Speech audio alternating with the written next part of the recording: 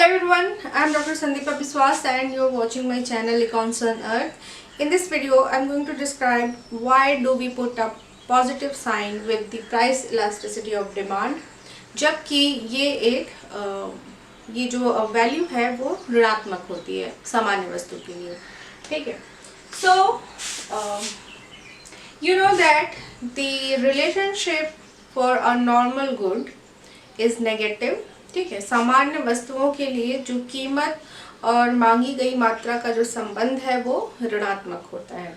ठीक है. लेकिन हम जब मांग की मूल्य लोच को दर्शाते हैं तो सामान्यतः हम उसको पॉजिटिव चिन्ह के साथ या धनात्मक चिन्ह के साथ उसे हम दर्शाते हैं. तो पहले हम एग्जाम्पल देखते हैं कि अगर वस्तु की कीमत घट रही है, दोनों चांसेस है, कीमत घट भी सकती है, कीमत बढ़ भी सकती है.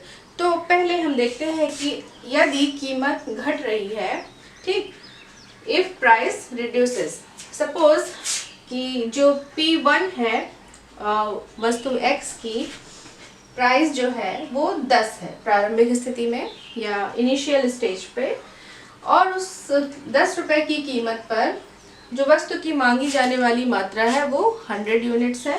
ठीक है, 100 इकाइयाँ हैं. अब जो है P2 प्राइस, जो प्राइस है, कीमत है, वो 9 रुपए हो गई है.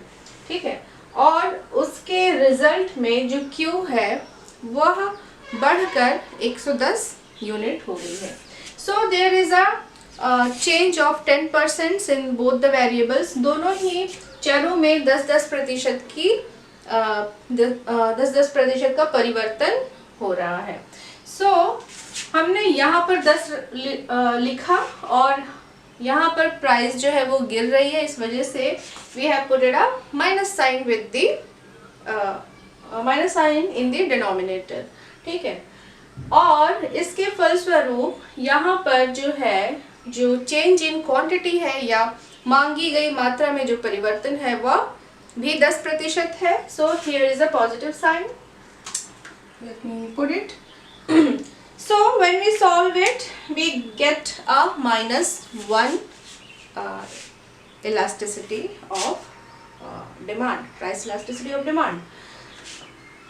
Now in the second condition, if price increases, right, this is the same here. Now if price increases to 11, ठीक है, अगर जो कीमत है वह 10 से 11 रुपए हो जाती है और उसके फलस्वरूप जो मांगी गई मात्रा है 90 हो जाती है, यानी कि 10% गिर गई. ठीक, then what, here we put a minus sign here and a positive 10 in the denominator. Again we get a -1. ठीक है, फिर से हमारे पास एक -1 आ जाता है.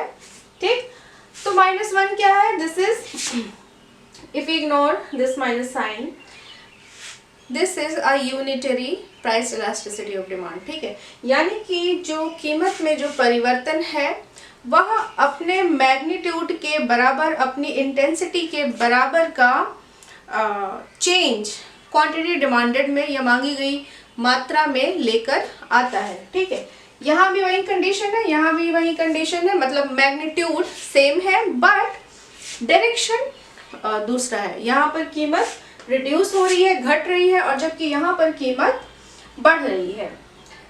Okay, so we got to know, या हमें पता चलता है कि जो प्राइस इलास्टिसिटी ऑफ डिमांड है साधारण वस्तु के लिए हमेशा नेगेटिव ही होती है.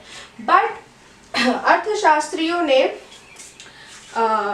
सर्वसम्मति से इसे एक्सेप्ट कर लिया है कि जब हम प्राइस इलास्टिसिटी ऑफ डिमांड को दर्शाएंगे सामान्य वस्तु के लिए तब हम उसमें माइनस साइन को इग्नोर कर देंगे. ठीक है, क्यों? अभी बताती हूँ. सबसे पहले तो आप रिकॉल करिए कि जो different types of price elasticity of demand आपने पढ़ा है, ठीक है, उसमें क्या क्या है? Unit elasticity, more than unit, ठीक है, या मोर देन 1, एक से ज़्यादा, एक से कम, ठीक, 0 और इन्फिनिटी. कहीं भी आपने ये नहीं पढ़ा होगा कि जो प्राइस इलास्टिसिटी है वो नेगेटिव में जाती है. ठीक है। जीरो मतलब कोई भी मूल्य में होने वाला कोई भी परिवर्तन डिमांड में किसी भी परिवर्तन को ट्रिगर नहीं कर पाएगा, ठीक। So zero is the limit for reducing the price elasticity of demand, ठीक है। जीरो से ज़्यादा या जीरो के लेफ्ट में जो भी हमारा नंबर सिस्टम है, ठीक है ना, इसके लेफ्ट में वो आपने पढ़ा होगा कि ये शिफ्ट नहीं होगा, ठीक है। जीरो इज द लिमिट और इस तरफ मान लीजिए इन्फिनिटी है, ठीक है, आपने पढ़ा है इन्फिनिटी। जीरो में क्या होता है, अगर हम प्राइस इलास्टिसिटी का फिगर बनाएं छोटा सा, इस तरह का है, यहाँ है P, यहाँ है Q, और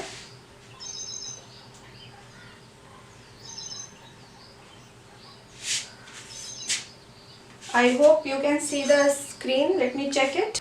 So when you have a vertical demand curve, you know that the price elasticity of demand is equal to zero, and you know that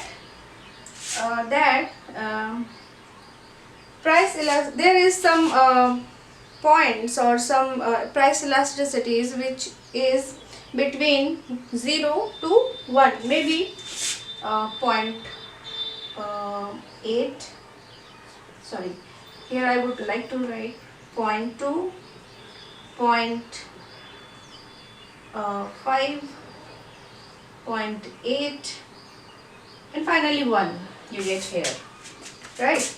Again 2, 3, 4 and dash dash dash to infinity, right? So for this you have a demand curve like this, and for this range you have a demand curve this which is like this, and here you have a demand curve like this, and then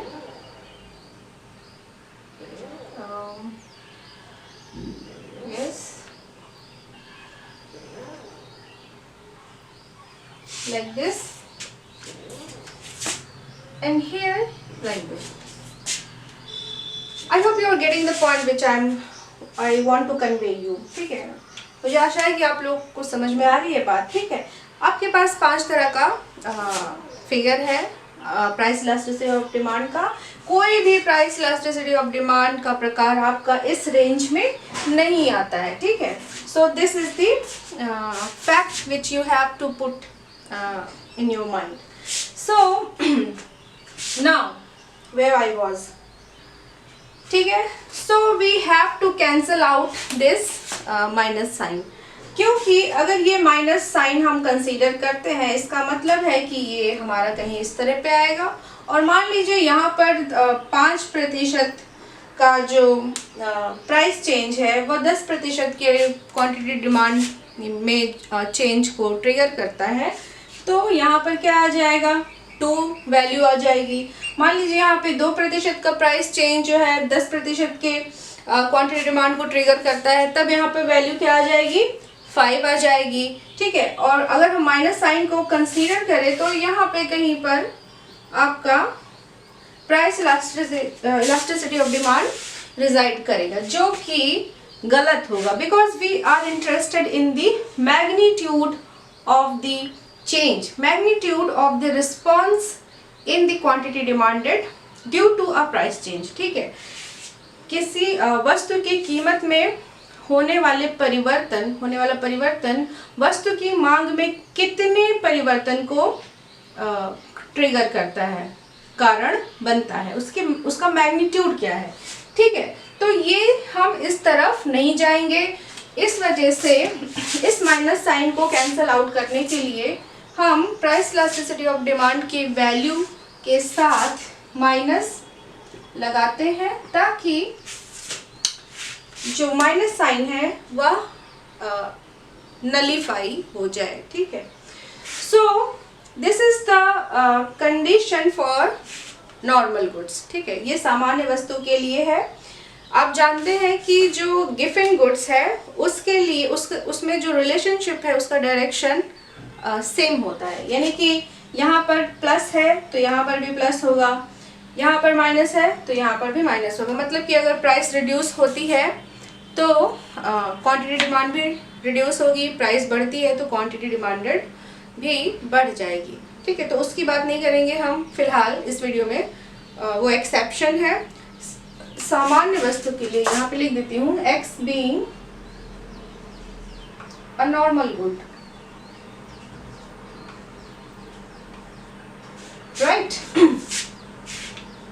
So this is the reason why we put a minus sign to nullify the negative sign of the price elasticity of demand, so that we have a positive value of the price elasticity of demands. Okay, so I hope you understood what I was trying to convey.